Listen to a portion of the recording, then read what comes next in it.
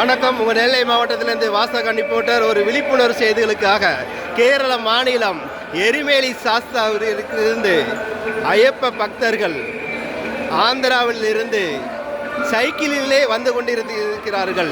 ஐயப்பனை காணுவதற்காக சைக்கிளில் பயணம்.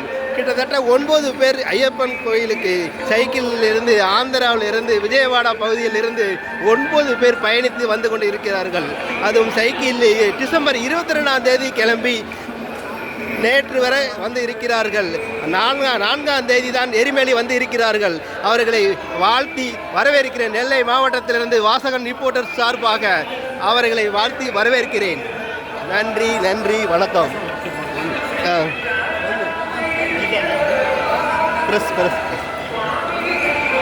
உங்கள் பேர்? சிவராஜ். எப்போ இறங்கியது അവിടെ இருந்து? டிசம்பர் 22. டிசம்பர் 22 இல்லை?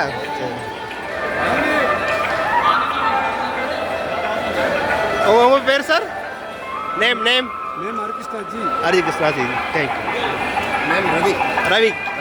Thanks sir. Thanks sir. Ramesh. 13 time cycle yatra. உங்கள் name sir? Thanks sir. Thanks sir. 13 time.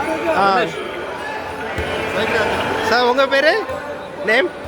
Ramesh. Ramesh. Thanks. இவ்வளவு பேருமே ஐயப்ப பக்தர்களுக்காக சைக்கிளிலே வந்திருக்கிறார்கள்.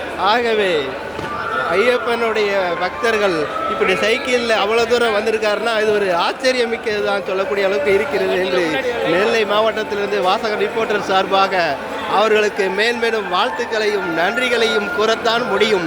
ஆகவே அவருடைய மனக்குறைகளை ஐயப்பன் தீர்த்து வைப்பார் என்று சொல்லிக்கொண்டு நெல்லை மாவட்டத்திலிருந்து வாசகன் ரிப்போர்ட்டர் சார்பாக விடைபெறுகிறேன். நன்றி வணக்கம்.